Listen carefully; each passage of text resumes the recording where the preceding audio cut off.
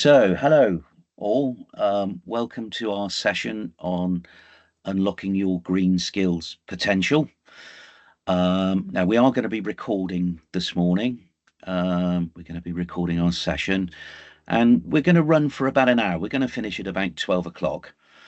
So we're going to spend about 45 minutes as a panel discussing some of the key areas around unlocking green skills potential, the reasons why and how to do it, and how to build career pathways and all sorts of things like that. As you can see, I'll introduce them, or I'll allow them to introduce themselves in a few minutes after a little bit of scene setting. Richard and Matt there in the background. So I'll start, if I may, by just introducing myself. I'm Phil Mason. I'm the Head of Regulatory Engagement with Trustmark, and many of you hopefully will already have some awareness, at least, of Trustmark and what we do and how we operate. So Trustmark is the only government-endorsed quality scheme for home improvement, and as such, Trustmark is included in some, or if not the norm by now, in government-funded energy efficiency schemes and under the energy company obligation. So that's enough about Trustmark and about me as an individual. I'll encourage you. We don't have a session and a webinar without participants and without questions. So we'll encourage you to ask any questions that you like, no matter how complicated or simple. We'll do our very best to be able to answer those. And I think collectively, I've got confidence that we can probably answer most of those. So in this session this morning, as we start to talk through some of the subjects, our aim is to support with engagement and awareness around a number of things around the green skills arena, the size of the opportunity that's been presented to us as a sector as we progress towards net zero by 2050, which is only 26 years away. There's a lot of work to be done. We are short of skills. We're aware of that. We think there's somewhere in the region about 350,000 individual shortfall. So we'd like to talk a little bit about how to participate. So Trustmark is a bit more than just, or considerably more than just around energy efficiency. We champion the more traditional sort of trades, builders, plumbers, electricians, carpenters, bricklayers, roofers, you name it, they're all in there. And of course, there's an essential part to play for the existing trade still, and an opportunity to upskill and participate in the sort of big challenge that we've got, the big opportunity and the big challenge. Hopefully, we can start to feel a bit more comfortable with the word retrofit that we all use rather a lot. So as we know at the moment, currently the majority of home improvement, retrofit, energy efficiency type work probably comes through the government schemes such as the Social Housing Decarbonisation Fund. Forgive me, I'm used to using acronyms like we all probably are, which is dreadful because that's what our sector does a lot. And the Home Upgrade Grant and the Energy Company scheme and Energy Company obligation and the Great British Insulation Scheme, which those two latter ones are supported by the energy suppliers. So we'd like to talk a bit about how green skills are required, the entry required for some of those schemes, because as I say, that's where the majority of the work is probably being carried out currently, how to access those opportunities. So that's perhaps enough from me. So I think, Richard, if you're happy to go first, I'll pass over to you so you can introduce yourself and tell us about the invaluable work that you do and the work of Nottingham Trent University. Yeah, thanks, Phil. Good morning, everyone. My name is Richard Bull. I'm a Deputy Dean, as it says here, of a School of Architecture, Design and Built Environment at Nottingham Trent, and also a Professor sort of around energy and sustainability. As Deputy Dean, I oversee learning and teaching for the school, so that's a huge opportunity to shape our construction management, civil engineering, property architecture provision, to ensure that it's meeting the needs of the future societies. And obviously one of those future needs is the transition to net zero.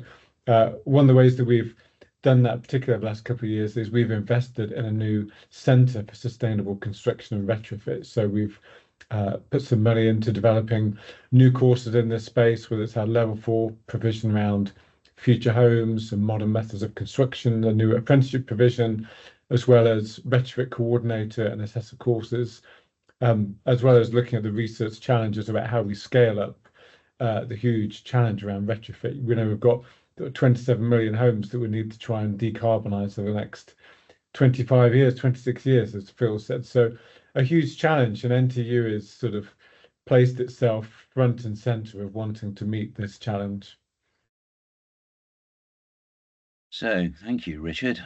Matt, I might get you to do the honours about yourself and about the invaluable work that Greenworkx is starting to do in the market.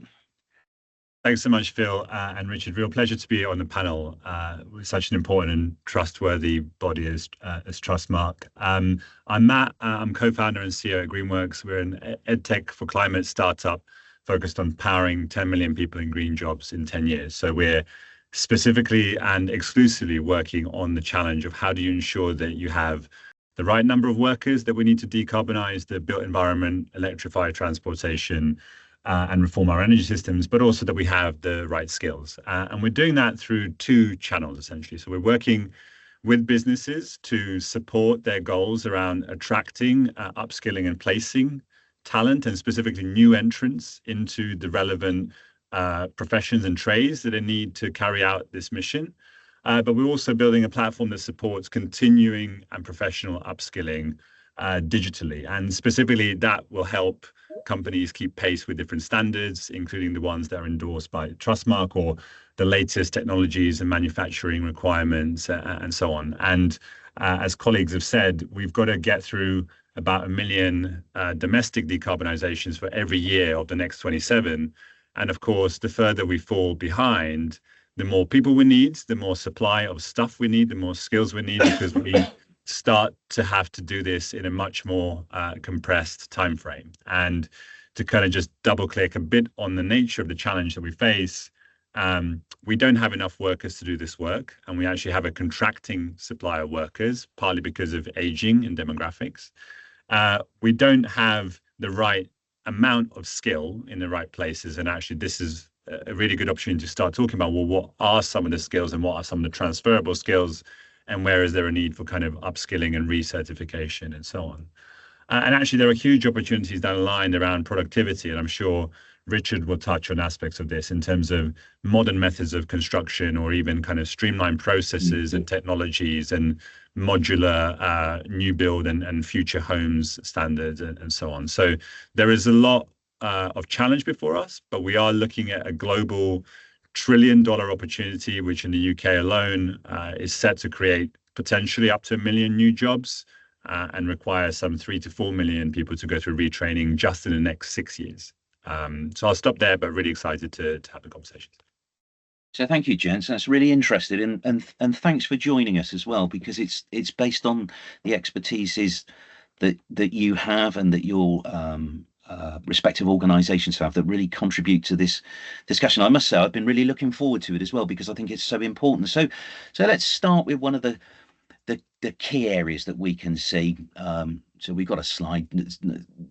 Not that we're going to use slides, really. They're just points to keep us on track, because as I say, there is so much to discuss, and we've only really got about 45 minutes or less now to talk about it and then take some questions, so to keep us on track. So why, as someone out there in the sector, or someone that's thinking about the sector and may have an understanding about it, we probably need to get into the nitty-gritty about why it want to engage in the green skills sector. And what do we actually really mean by green skills?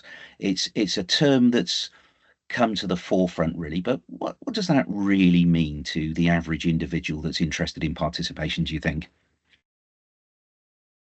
Well, good question, Phil. I mean, I think Matt set out, I think, the picture really well, though, in terms of the scale of job opportunity. So fundamentally, sort of why you should enter it is like there's just this huge job opportunity there. Green skills, people will debate what that means. Certainly academics like to debate lots of things, but essentially it's, roles that are going to support the transition that we've just talked about. And there's a huge variety of roles there, from, construction, transport, energy, logistics, infrastructure. Every sector is going to be affected by this. I think that's really important. I think for me, the why I'm really keen in terms of our graduates that we want to prepare them for this. I think there's two. There's those in work now for whom I would say, I would be a bit nervous if I was a gas or heating engineer or plumber. I would be starting to think, what's going to happen to my job in 10 years' time when legislation kicks in. Mhm. So I think, I'd be wanting to, secure my future employment and make sure that I had those skills ready for a policy change. And that whole policy piece is clearly there's huge uncertainty about what's happening with policy at the moment with the new government in place. But for our graduates and for the young people in, for example, North Notts, where we're running, unusually for a university, we're running a level 4 hub on the site of a FE college up in Mansfield, which is a 12 miles north of Nottingham, sort of relatively deprived ex-mining town, high levels of unemployment, low levels of skill, particularly at level 4 and above. We're wanting to see actually the huge opportunity that we don't want to miss those young people to miss out on, that there is a vibrant and growing market, that if we can equip those young people, they are going to be future skills ready, and hopefully they're going to have great careers, they're going to have social mobility, as well as enabling this transition. So that to me is sort of my starter, really, is about why you'd want to enter the sector. Okay, Matt, do you have a take on that, do you think? I'll be rather controversial. Would you agree or disagree? I know that's built on some of your initial words, but would you be in agreement with that or disagreement with it? Yeah, I mean, amen to what Richard said. I suppose to kind of add a bit more color to the way that we see it. You're totally right. There's a whole space where you can spend a lot of time debating what green skills and green jobs are and what the sectors are, and I think it's potentially a bit of a circular debate. I mean, ultimately, what we're talking about and what we're certainly talking about as Greenworkx is roles that are principally and directly involved in the decarbonisation of, say, the built environment, which is about a third of all of our domestic UK emissions is buildings. And that's new buildings and heating within buildings and how they're built and embodied carbon and so on. So there's a big chunk of this that is about shifting some of the things that we see and know and experience every day. And the non-negotiable roles, as I see them, are very much those frontline roles that the majority of actually kind of Trustmark members possess already, and is about kind of adding some nuance and additional kind of competencies and knowledge to those skills. I think it's potentially likely that there are people here or elsewhere that might be wondering, hey, where is this opportunity? Because people have been talking about this for a number of years. When's it actually kind of happening? When are we going to get some consistency and continuity? I think it's worth maybe drawing some analogies to changes like this that have happened in lived experience. So it could be anything from mobile telephony, or it could be the shift to condensing boilers from the absence of central heating initially, and then central heating and so on. And these transitions took, let's call it 20 years in some examples. I was at the Science Museum on a weekend, and we've got all these exhibitions about just computing and telephony. And yeah, even in my kind of adolescence and adult lifetime, the kind of past 25 years, you've seen unrecognizable exponential change around technology. And I think this is exactly the same thing, because if you're talking about global commitments, some of which are legally binding, as in the case of the UK, you're saying there's an inevitability around this that is going to be happening. Investment is going into it. As you rightly said, Phil, a lot of that is public sector investment, but there is going to be more and more private investment. There's going to be global competition and competitiveness around this. And so I think there's an era of inevitability around it. And the right way to look at it is definitely glass half full, which is, hey, there's a huge kind of thing to be had here. How do I become the right professional for this? Or how do I become the right sort of tradesperson for this? Or how do I upskill and retrain? And there is also the risk of that kind of job obsolescence or destruction. Richard kind of touched on it, where some of the technologies we currently have might be less and less useful and relevant going into the future. And so actually there's a huge opportunity for people who are already in the space to think about, how can I diversify? How can I build advanced experience in these relatively early stages still of what will be an accelerated curve, so that I can be very useful, very employable, very a major contributor in the future of this economy, where essentially every job will be a green job of sorts. But the most important ones, in my own personal view, will be the ones that are actively changing the way we live, how we travel, electrifying everything, insulating everything to reduce our exposure to fossil fuels, which are finite and globally exposed and so on. So I wonder if I might ask this as a question. So I've touched a little bit on the government and energy supplier funded schemes, where people with eligibility under those schemes come forward, and they have a conversation around what it is they might be eligible for, what's suitable for their home. Now, if I turn to sort of the owner occupier sort of section of the UK, we've got a lot of moving parts here, I suspect, because we've got the industry, the sector, and people associated with the sector learning more about how they can participate, and then people taking steps forward into getting the qualifications and the experience and the training that they need to participate. And we tend to hear a little bit about people upskilling, but they're not and really wanting to participate, but not necessarily finding the market. Now that begs the question, I think. Do we think that the public at large have enough information or understand what it is that they may need to do and how they might need to start to engage with the sector in terms of the trades, retrofit assessors, retrofit coordinators, the new roles that are being created? Is there enough information out there for the public at large, would you think? I think my opinion is that we're at a nascent stage of this, a kind of early stage.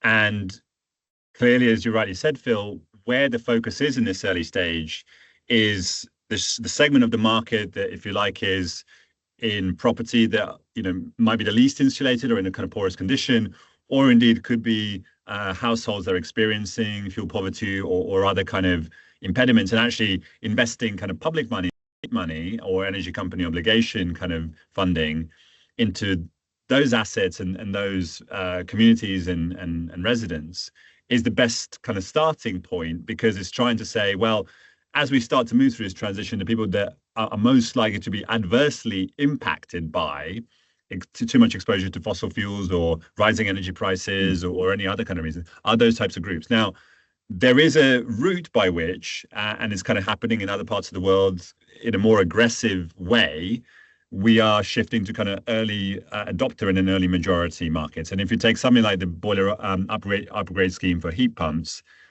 that is something that's starting to now unlock, early adopters and early majority. Yes, would agree. And then there's other kind of products coming on the back of that, like heating as a service, like a subscription sort of model for heat pumps, or zero interest finance or green mortgages, and now start to unlock a much broader scope of folks who can come in and participate. And what that will bring over time is the price of these technologies falling, and the encouragement for greater number of suppliers and installers to come into the market to say, great, we're now nearing a point where everyone wants this type of product, as opposed to still like a relatively niche thing compared to boiler repair and replacement. And I think that to me feels like the inevitable direction of travel. What isn't perhaps inevitable is the speed of that direction. Okay, so I mean, I suppose transfer that over to you, Rich, a little bit. My personal feeling is, and it's based on the types of questions that we as Trustmark get asked, and as I get asked as an individual. You've got the public saying, but where do I go? How do I do it? Is there more that we need to do to enable the trades and the assessors and the coordinators to be able to give more information about services and about what consumers may go? Would you have a view there, do you think, Richard?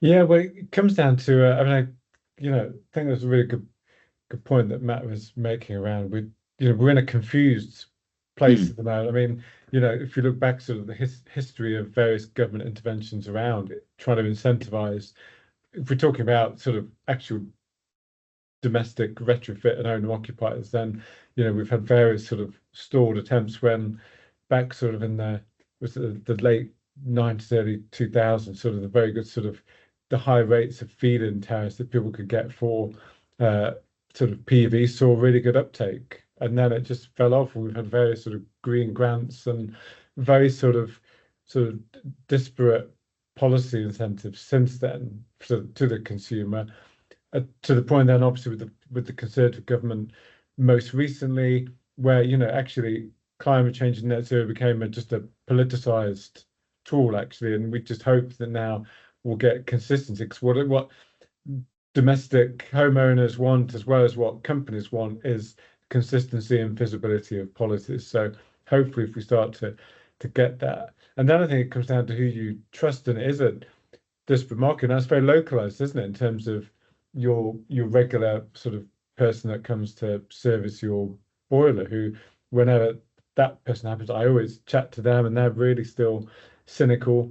But energy providers, banks, we're starting to sort of have talks with Santander about research that they've done around sort of seeing what are those sort of signals they need to provide to their customers.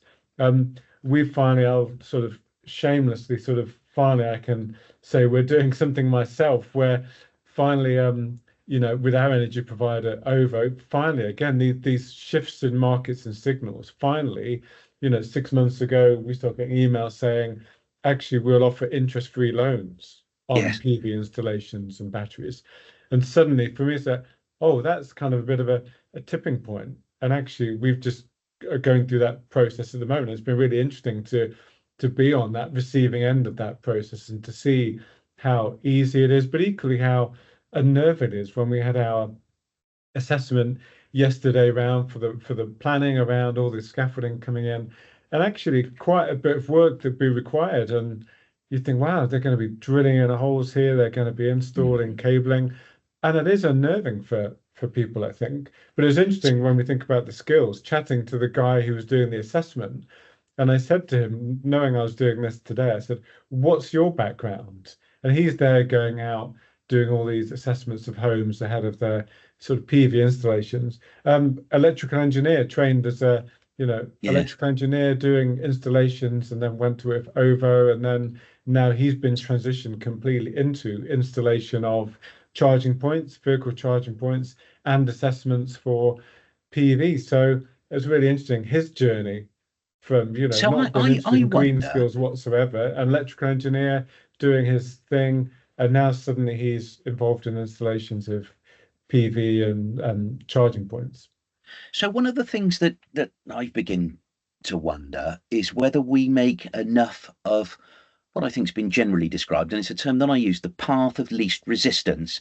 We've got people all over the country carrying out all sorts of property renovations and improvements, from loft extensions to basements being converted into studio flats and additional accommodation.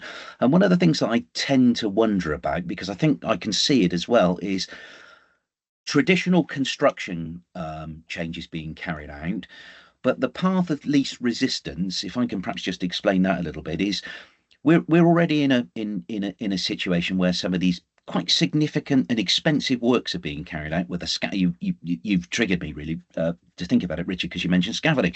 So we've got scaffolding up, we've got people on the roof, we've got all the central heating systems out in the skip, all the plaster, all the floors out, and yet we have situations numerous and repeatedly where the client isn't really asking about energy efficiency improvement, and the people that are there carrying out the construction work may not necessarily have enough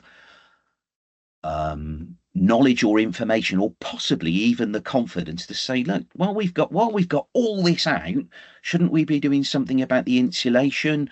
Shouldn't we be doing something about the fabric measures? And while we're in a position where you've asked to put a new boiler in, isn't this the opportunity where we think about different technologies? Have you got any sort of views, or could we expand the conversation and the information and the awareness there a little bit, do you think? Yeah, I mean, all the evidence certainly shows that there are those key moments, whether it's, behavior change and on any level often happens around key moments and intervention in your life, whether it's leaving to go to university, having a baby, buying your first home, having your kitchen refitted. You're absolutely right, Phil. I think they are those key moments that we're missing a trick, where we're not then tapping into that. But it's such a fragmented market, isn't it, in terms of kitchen installers, who's engaging with kitchen installers about upskilling those to think about what are the opportunities when someone wants a new kitchen, to think about the insulation, or tying in the energy system to that change. Okay, so one of the things that frequently gets debated is when I think about your average construction company, your small building business, the person that owns that business, or the collection of people that own it, effectively are possibly project managers that have come from construction. They bring in the trades. And one of the things that it appears to me and us as Trustmark, possibly, if I can speak perhaps on behalf of us as an organisation, is we tend to think that we might need more cooperative methods of working, perhaps, because this is just an example, and I won't go off on too much of a tangent because it is one that I use. There's a pub at the end of, or not too far away from where I live, and occasionally when I call in on a Thursday night, there's a group of tradespeople in there talking about their work, their supply chain for their supply work over the next few months, and they're moving about who does what. So somebody's doing a bathroom. There's multiple trades involved in replacing a bathroom. But the development of cooperative type working is great because it's a method by which it almost becomes a one-stop shop of a group of people. It's not a cartel, it's a cooperative method of working by which the primary trades go in and they start sowing the seeds with the customer of what can happen next. And that almost seems to me that there's a career pathway development within that, because when I look at the group of people that are talking, it's pretty clear to me which one is the salesman, which one is the assessor that goes in to see which needs to be, not necessarily a retrofit assessor, but the assessment of the property to see what work needs to be done. The trades go in, someone project manages it, and I think that's an ideal opportunity as well for career progression as well, in terms of people's aspirations or where people they are in their lives, because that's a really good example about the electrical engineer, that it's not only tradespeople that we're short of in such short supply, but we need the volumes of assessors and project managers and coordinators in order to manage this through inequality. Now, we fully appreciate that not everybody that has improvement in their home done is going to employ a project manager or a fully qualified retrofit assessor. They may go through different routes. But I'm just wondering how we start to drive sort of career pathways and progression and the information through forming more cooperatives, because the ones that I see are completely voluntary and they almost seem to be accidental. Now, we do know of organisations through Trustmark that it is absolutely by deliberation, but have you got any ideas about how we could replicate those models and bring in more people? Because then what we're doing is there's a push and pull where the sector can push it into the consumer market, but the consumer market, by awareness, when you get neighbours or you get people in roads or relations or families or friends that have work done, then the market starts to become a pull as well. Have you got any thoughts about how we could do more to work a bit harder and improve in those sort of areas, in that sort of concept? Phil, I mean, I think it's such an important and salient point, and obviously a pretty big constraint on how quickly you can move through the gears on this stuff, because you've got that kind of fragmentation. I guess a couple of perspectives on the challenge and a couple of sort of opportunities. So the perspectives on the challenges that we actually face broader workforce shortages around, say, construction as a sector generally, and electrotechnical as a sector generally, and we've partly been hindered by aging of that workforce, and increasingly obviously been hindered by inability to access European labour markets, which maybe has been something that has been, too much of a reliance in the past decade or so. So that's one aspect, like supply of workers. I think the other bit, and it's very much true in Richard's own experience, which is actually this engagement kind of door to door, and what the kind of the customer experience looks like, and the level of information and knowledge that the surveyor or the installer or whomever needs to have, that's consistent with what the customer service rep of the energy company said, or what the platform that you booked the survey through was indicating. That in itself is an interesting kind of constraint around, well, actually everyone coming through a door, everyone knocking on a door, needs to be almost like an advocate for these solutions. And that's a skill set in and of itself that maybe wasn't something that your boiler engineer needed to think about when they're coming in to kind of repair and replace a boiler. And as Richard rightly says, there's still a level of skepticism or misinformation and so on. I guess flipping to the kind of opportunity, and we have the joy of working with a lot of these companies that employ 100 people or fewer, that were often, one person bands when they started out and actually grew through the kind of agglomeration that you're describing, door-to-door demand for roofing or, installations or kitchens or bathrooms or whatever. And they've been able to kind of grow their businesses through various platforms and so on. I think there is an incredible opportunity for aggregation through bodies like Trustmark, because in a way, through those kinds of quality assurance groupings, everyone is buying into a particular kind of set of principles or even like rules and regs and standards, so that they kind of know, well, if you're an expert in, say roofing and I'm an electrotechnical kind of expert, we could come together and kind of set up a solar proposition for our existing kind of customers or neighborhoods and so on. So I think we need to kind of look for like, where are the nodes on the networks that replicate your end of neighborhood pub where these different tradies are sort of coming together.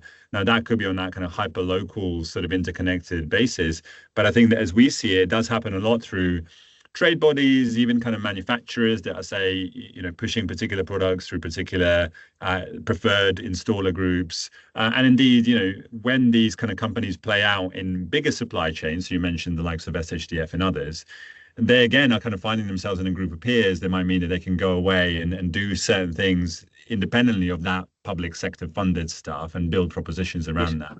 So I think there's not an elegant answer, but I think there's an opportunity around where people are currently spending their collective time and how to create those facilities.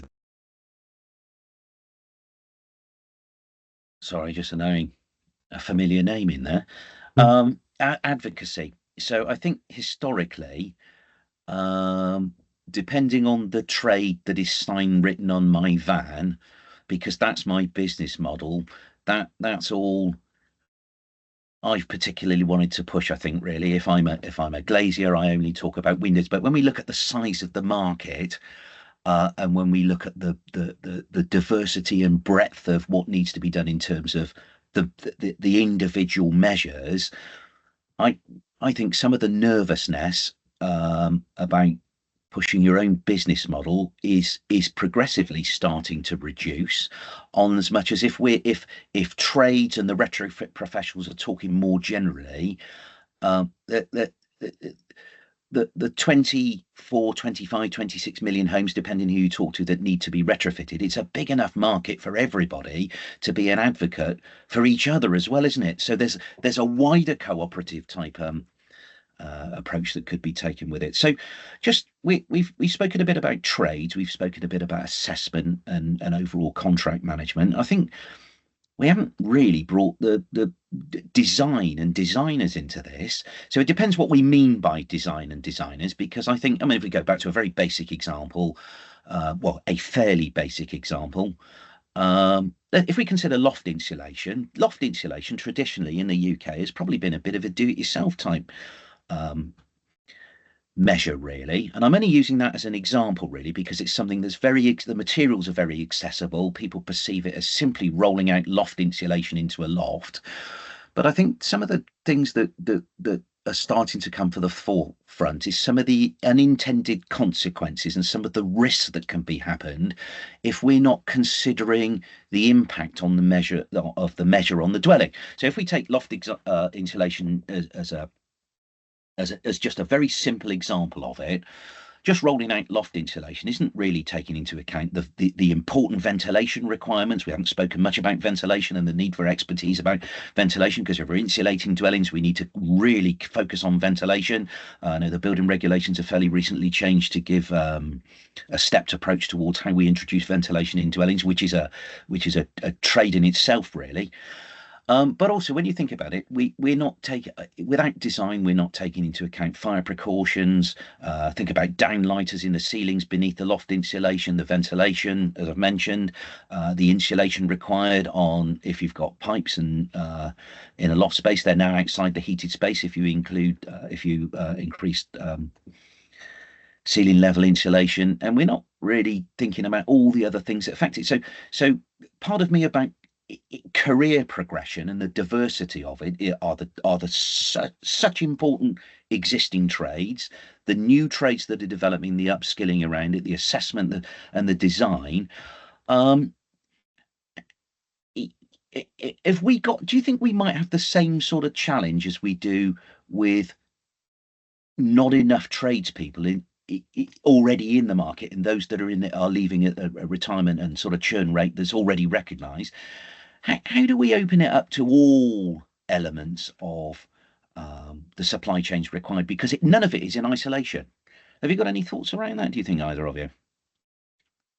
Yeah, big question, Phil. I mean, I think Apologies. when you were talking about some of those challenges, it was reminding me particularly around some of the issues, for example, around our sort of heritage buildings. That this need that, as you say, we can almost do more damage if we don't know what we're doing. And I think that just goes back to the importance of the right courses, the right training and development. So you're actually teaching that complexity, and because at the moment the sector is so segmented, it's how do we sort of, and we're trying to address this in some of the courses and the way that we're educating our students here is to bring those disciplines together. Obviously our H education is sort of above sort of some of the level 2, level 3 sort of installer things, but it's the same principle about trying to teach the systems thinking, the interconnected approach to what we're doing here. So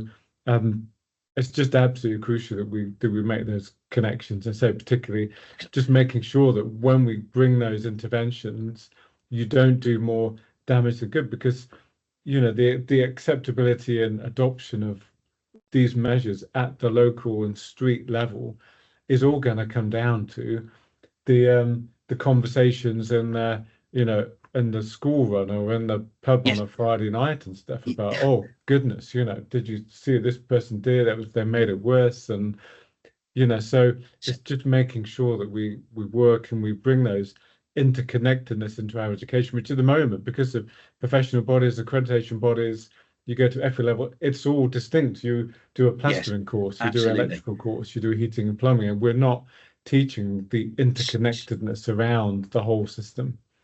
So one of the things I don't think we've mentioned, we haven't used the term whole house yet, have we?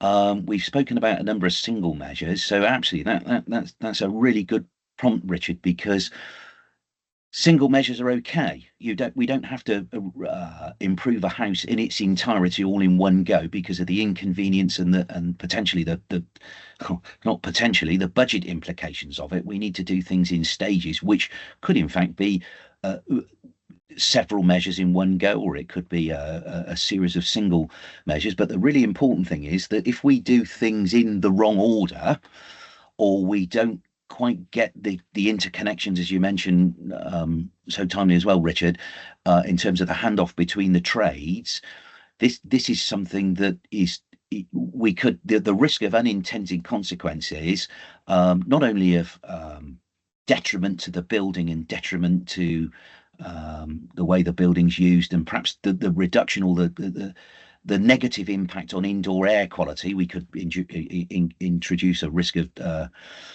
further condensation and mold risks within a dwelling, but it's just about how those things connect. But also what we mustn't forget is if somebody owns their own home and they're paying for it, it is their decision about how they want to do things. But very often I think that a little bit of information around how people can protect themselves from their own initial aims, because I think one of the things that we do might look at something and say, how much money have I got, how much time have I got, how long am I going to live in this house, which are the improvements that are going to make it more attractive, not necessarily in terms of EPC value, but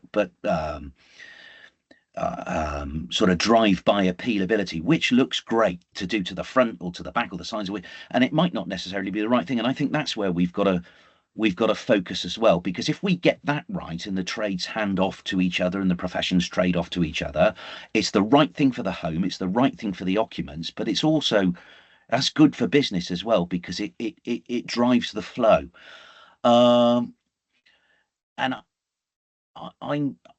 And I base this on some of my own experience and my own views, perhaps from past lives. Really, I look at what I want rather than what's the right thing, and I think there's a need to support in education there. So I know we've got things like the Energy Saving Trust, and we've got areas on the government website where people can go and get information, or collectively, as we all are here, having a look at your websites, and doing a little bit of research around you as individuals to see how that fitted within Trustmark and how our conversations mesh. I know we're all doing the right thing in the right way. I'm just not sure that's true of everything everywhere. And I think one of the other moving parts in all this is the way that true green finance comes into the marketplace, that encourages people to do the right things in the right way and at affordable methods as well. So look, I think we've spoken a little bit about why people should be considering coming into the green skills arena and driving their standards there, and their knowledge and their offerings. We've spoken a little bit about making the most of it, about the fact that there are funded schemes, there's routes in. If people want to participate in the funded schemes, they might go and I think on the Ofgem, well, not a thing, I know on the Ofgem website, there is a published list of obligated energy suppliers. So people might consider about how they come into the procurement frameworks. People might go and talk to their own local authorities if they want to take on that sort of work. We know that funded schemes sort of tend to stop and start a little bit. So that's something. So the upside of it is when it's on the way up, it's really good. There's lots of work. There's a good revenue stream. When it might be slowing a little bit, people have got to consider the other works that they might be able to take on into their business to deal with the peaks and troughs. I know some of the conversations that Trustmark's had back with government, there's a real focus on trying to drive out the horizon a little bit, because if we've got people investing in training, in qualifications, in equipment, in driving their workforce, because when you increase your workforce, you need administration facilities, you might need bigger business premises and all those things that go with it, which are all really positive things, but they've got to be for the slightly longer term as well. So we've probably covered off quite a lot of the areas there. Have we got any sort of closing thoughts before we start to think about taking a few questions and opening the conversation up a little bit? Have we got any thoughts about any areas that we might need to just dig into a little bit for the last few minutes before we go over to questions? Have we missed everything? It might be that we've covered all the areas, you know. I guess just one bit kind of my contribution to the conversation you were just having is that, and this is a very lay person's contribution because I'm not a retrofit designer and I'm not an air tightness tester. Okay. But my lay contribution is that just kind of underlines the significant range of different roles and opportunities and skill sets that are available to people, be they coming from the trades, be they college leavers, school leavers, returning from the armed forces, university graduates, and so on. And it's like everything under the sun that caters for a range of different working style preferences, motivations, career aspirations, diversity, and so on. And I think within that, you know, the opportunities and the choices for people on this like webinar and beyond is, do they specialize and become like the best in the world at, say, retrofit design or kind of heating systems design? Or do they actually have that kind of, well, we can do domestic renewables end to end and kind of do it in sequence in a way that's kind of robust and covered by different schemes, and it's kind of funded schemes as well as able to pay and so on. And I don't think there's a right or wrong answer, but I think again it just underlines the range of business strategy opportunities that avail themselves to people kind of in this space or thinking of stepping into this space. And then kind of how you connect that to kind of different career journeys. Well, in our conception, there's sort of two things there. The first is like just building awareness, because if you think that the public's awareness of what's needed and what they can do and where they go for information is limited, the same is true for candidates thinking about, hey, I want to work in sustainability, I want a green job. Cool, like what do I do? Where do I go? We want to be the kind of the place where they come in the first instance to understand what journeys they might be able to take. And then beyond that, to think about, okay, awesome. How do you remove the frictions then for people training into specific segments and allow them to gradually step into those segments? So by becoming initially kind of, you know, unqualified and part qualified and fully qualified by taking on different responsibilities of the roles. And certainly a lot of this work lends itself to that kind of multi-skilled kind of setup where even just taking a heat pump to a house requires 5 people, some of whom don't need any qualifications, really. They need to be able to kind of support with the lifting and yes, organization and maybe using power tools and so on. But actually, it would require some really skilled electricians, really skilled plumbers, really skilled designers in addition to that. So it's thinking about what the composition of some of this work might look like as well, and how it lends itself to different kind of laddering in career journeys. But I think that's one of the reasons why it's both complicated and exciting. Okay. Yeah, Matt, I think what you allude to there, and the fact that actually the majority of the skills, to some extent, around the green transition already exist. Actually, a good home renovation. Obviously, there will be some issues around the electrical challenges around, a vehicle charging point or particular requirements of that PV installation, or considering is it appropriate to do external wall installation or not. But these are not completely new skills that are required. There are, such a crossover with existing trades, and I think that's important. The thing that I've been pondering recently, I think maybe it was from some of the research when we spoke to Santander, is this idea that we think that I think that talking about green skills and net zero, people perceive as a really exciting opportunity. But actually, I'm aware that I think over the last few years, green skills, net zero, climate change, sustainability, for many people, they are still contested and things they don't necessarily agree with. Actually, these are not uniformly welcomed terms. And I think I still find that surprising, but that's the reality. And I think we need to make sure that to some extent we don't talk about green skills. We talk about good home renovation you would naturally think, well, if I can make my house more airtight and thermally efficient and more comfortable, and it could generate its own energy. These are good things for home renovation, irrespective of whatever you think about climate change, which is still a politicized term, I think, in some areas. So we've been quite careful with some of the marketing and branding of our courses up in North Notts and here, where we're not overly branding them around green and sustainability.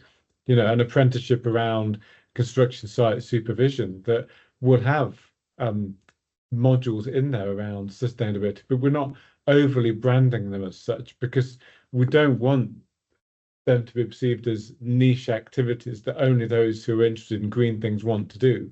These courses should be for everyone, irrespective of whether you're interested in sustainability or not.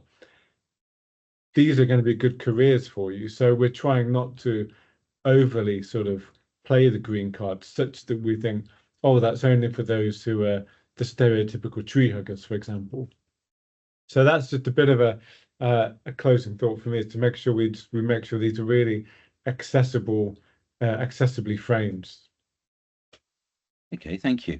So I wonder if we start to think about a few questions. Thanks for your contributions, gents. I think that's been really useful, and hopefully we've answered some of the questions before they tend to arise. There is a question that's gone into the chat about property logbooks, and I know there's lots of conversation about property logbooks, and it's not so much about.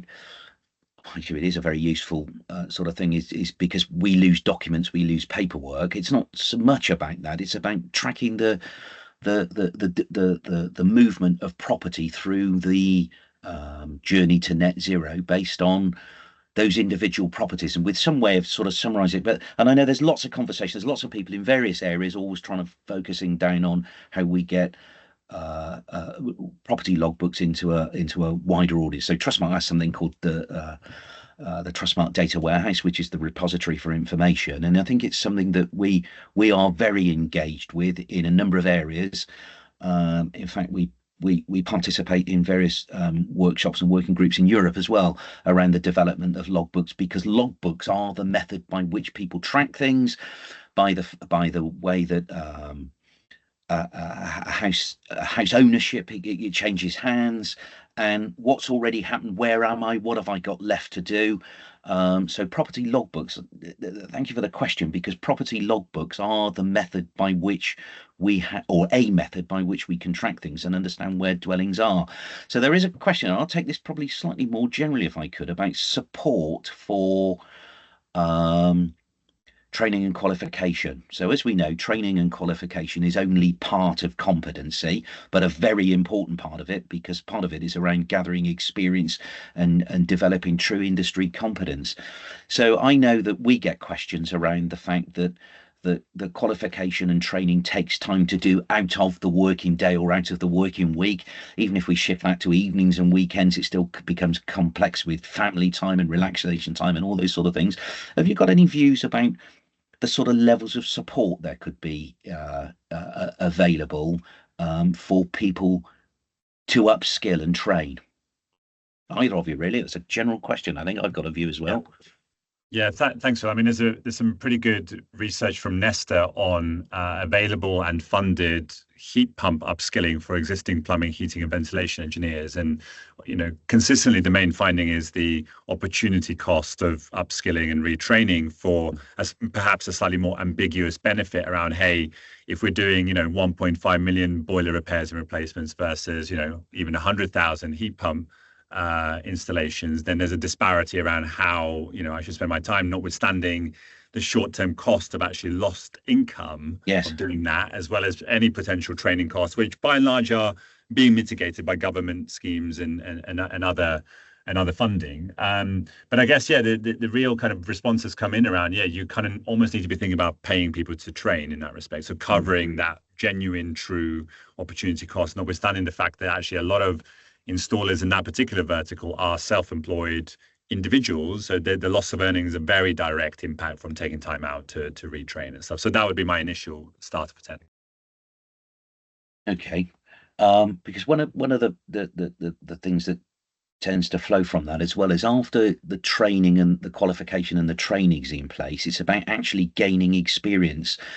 And I think there might be a little bit of a gap there, because when we go out and talk to business, and I've done it through my work with Trustmark and in past lives, the cost of taking somebody into your business to bring them up to multiple individuals in many cases, to bring them up to full industry competence and be until they're able to actually pay their way and a business owner to be able to see some return on investment has always been a little bit of a challenge as well. And that boils down to very practical sort of levels. If somebody's got to be transported around the country, if they need a vehicle, there's insurance costs on vehicles that we know goes up and down.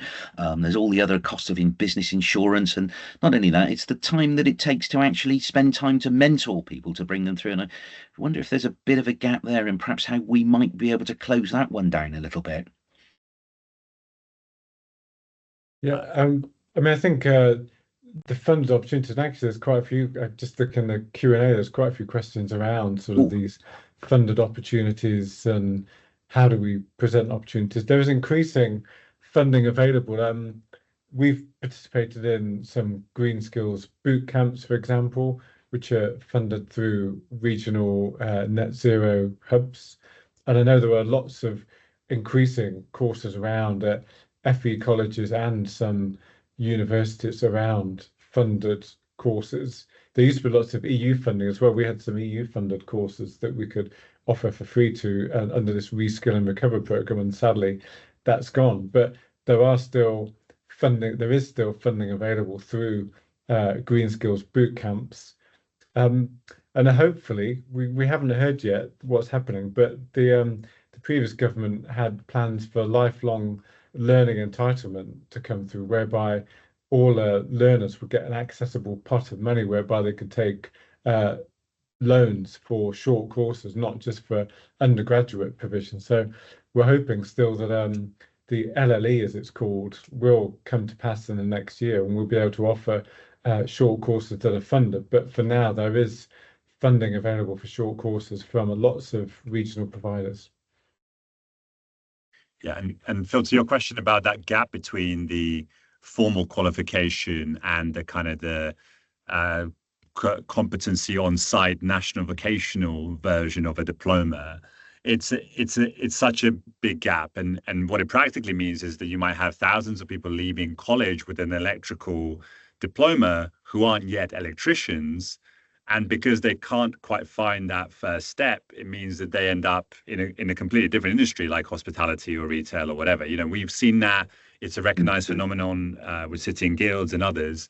So I think it's a big constraint. And my kind of part solution again is that there, as Richard was alluding, there are some reforms that have been voiced, like potential changes to the apprenticeship levy, that could create some further flexibility around how that money is used, and there's billions of it in the system. That could mean that it can be used by smaller companies, even if they're not levy paying companies. So there's something about how you think about creating these supported traineeship style opportunities for new entrants, especially with smaller companies that don't have an abundance of management time. And in other jurisdictions like the US, very generous wage subsidies for the first year for hiring a new entrant, up to 90%, that work in these kind of mission critical industries, because you're acknowledging that, if you don't have enough electricians, then you can't electrify everything. And it means that you're standing in the way of your own transition for a million good reasons that are worth doing it for. So although there is that kind of pain and cost that's there are 1,000 reasons why you should kind of find ways of bearing it, whether you're the business, but moreover, whether you can create some subsidies to support that as well. Okay, forgive me. I was just staring at the side of the screen then, reading quite an interesting question from Chloe about green built environment. But what do we do about future-proofing at-risk buildings? Because it's all connected as well, isn't it? Weather, flooding, extreme heat. So we've been talking a little bit about energy efficiency and zero carbon technologies, but I think that's a really good question. And the answer to your question is, do we need specialists that collaborate with and complement each other? The answer must be yes there, for the simple reason that it's all part of it's a different type of retrofit, but it's all part of the same thing, that we must protect at-risk buildings. And I think one of the things that we've got to consider, we've been talking about energy efficiency and zero carbon, and of course that may not be acceptable, that some buildings may not be in a position to be able to accept all measures as well. We might need to stabilize the buildings and protect them from the future, before we start taking in some of these other approaches and technologies. So look, we're now at 11:58. There is one question there's just one more question I think we should perhaps answer, and maybe I'd be more than happy to take that. And it's about, once we've reached 2050 and we've reached net zero, it's really saying, have we made all ourselves redundant? Because what we've done is really focus on driving up skills. We've focused on driving our businesses. We're focused on 2050. We get there, we've retrofitted one way or another, or protected for the future, every building in the UK in this sort of ideal view of the UK. What happens next? Have we all made ourselves redundant? No, absolutely not, because there's going to be needs for ongoing maintenance. There's needs for continual improvements. Measures have lifetimes as well, so things will need replacing. And we mustn't forget, of course, there's always going to be emerging technologies that could supersede what we've done. So things might get, this isn't it, and I suppose we used the example of a gas boiler earlier. Technologies emerge. Some people change boilers not because it's worn out. I mean, most boilers are probably distressed purchases, but not because it's worn out, because people want to move into new technology. So I think there's a future considerably beyond 2050. So look, in the last sort of 60 seconds or so, I think it remains for me to say to both Richard and Matt, thank you so much for your insights and for joining us.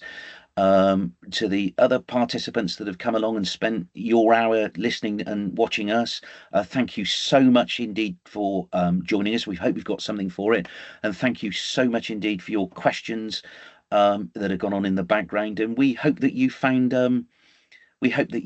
this of at least some value and focus some attention down. So we'll convene at some point after the event as a panel and have a discussion and see what the future holds. It might be nice to think about whether we can do a rerun and pick up some of the other areas that we haven't inevitably be able to manage today in just a brief 60-minute period. So thank you to everybody, and I look forward to seeing you in various guises in the future. So thank you, and enjoy the rest of your day. Take care. Bye-bye. Thanks very much. Goodbye. Bye.